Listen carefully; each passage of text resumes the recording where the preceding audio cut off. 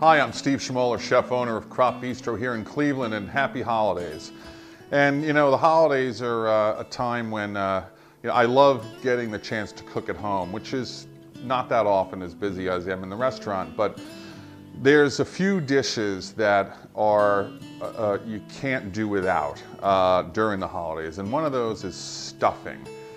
And you know, stuffing is, it's kind of funny over the years how my recipe has evolved, and even my kids who are grown now, who have become really proficient in the kitchen, the stuffing is one of those things where we kind of argue about this and who's going to get a chance to do the stuffing. Now, as the principal of the house, I usually win out. However, I have adapted this recipe, and over the years, I've also found that I don't wait just for the holidays for this. I actually have it on my menu right now with a particular chicken dish, and I'll put it on sandwiches. It's a great, great stuffing. So my kids can argue, my guests can argue that their grandmothers might be better, but I'm going to throw it down that this is the best stuffing you'll ever have. So it takes a little bit of thought, because what we do is I make it out of cornbread. So what you need to do is find a good cornbread recipe. You can also use a boxed cornbread to do, but make your cornbread very, very simple. Cut it into cubes and let it dry out, for half a day or so. You don't want it too crunchy, because I do like this to be tender, but just cook it, cube it, dry it. So what I do is, it really is a very easy recipe to do. It's just about putting it together the right way, and it's not like you can just put everything in a pot and voila, there's stuffing. You've got to kind of layer this.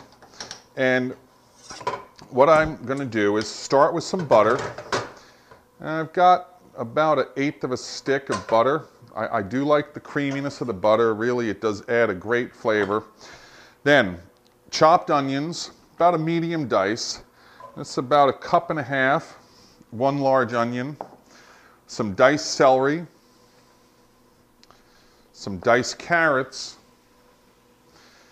And what we're going to do is, this is really the technique that kind of brings this stuffing so beautifully together, is I'm going to simmer these, and we're going to add some liquid to it in a little while, which is going to really kind of create this vegetable stock, which we're going to blend into the stuffing. So what we do is let these saute for a little while, and then I'm going to get some rosemary and sage together. Fresh rosemary, again, great kind of inspirational herb that just speaks of winter and fall. I love the smell, I love the flavor. Sage. Sage is one of those considered poultry seasonings. I don't know why, but other than it really goes great with poultry. So some fresh sage. If you don't have the fresh herbs, you can substitute with dry herbs, dry rosemary, dried sage. But really important is the dried herbs are 3 times more powerful, because they are dried and they've concentrated all those flavors. So you want to use about 1/3 less of the dry if you're going to use that. So I got my sage and rosemary right into the pan.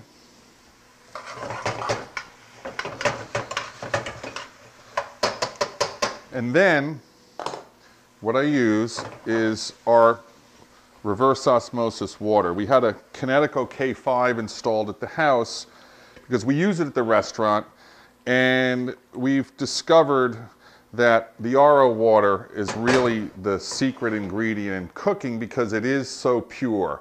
We're not concentrating flavors. I'm not concentrating aromas that are going to interfere with the subtle flavors that I'm trying to extract from my other ingredients.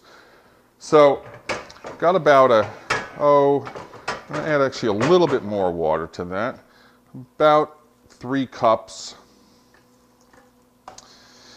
And I'm going to let this simmer for about 10 minutes or so. I don't want to go too far.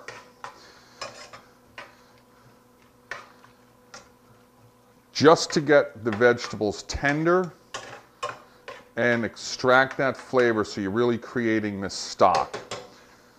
So I like adding in my salt and pepper, and I like kind of flavoring my stock, if you will, because it's also concentrating those flavors and really providing a richness that you're not going to get if I added the salt and pepper to this mixture. So what we do is I would normally let this simmer for about 10 minutes. But then what you do is take the vegetable part. I think a spoon might be the better weapon. Get your vegetables in there. And then you're going to add in just enough of the liquid to pull together the cornbread and kind of bind it. Because you don't want it to dry, because what I do with this is once I make the stuffing, I'll then put it into a bake pan, and I'm going to bake it for about 20 minutes before I serve it. And it kind of gets a nice golden crust on the top. But having the liquid in here is very, very important, because if you don't, it's going to dry out. So the only way you can tell, and again, depending on how much you're making, you might be serving 5 people, you might be serving 25 people. So you need to kind of adjust your recipes based on your volume. But see, I can already tell I need more liquid. The bread acts as a sponge. And we're going to take all of that.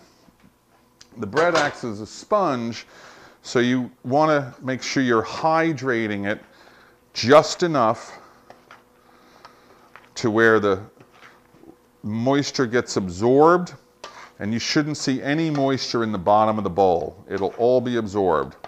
Then what I take is some honey, and this honey just brings this to life in a way where it's one of those ingredients where people are like, oh my God, I love the sweetness. Why is that sweet? Well, the cornbread is a little sweet, but the honey just makes this scream.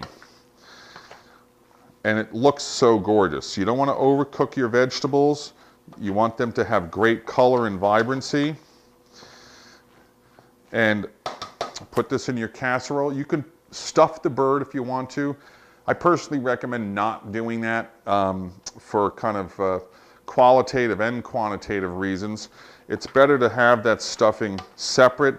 The other thing is you can also make a lot of it, because you can only fit so much in that little bird. Even if it is a big turkey, it's not much.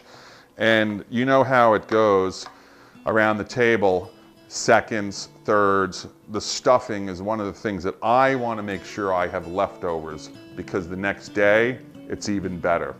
Happy holidays, enjoy this stuffing.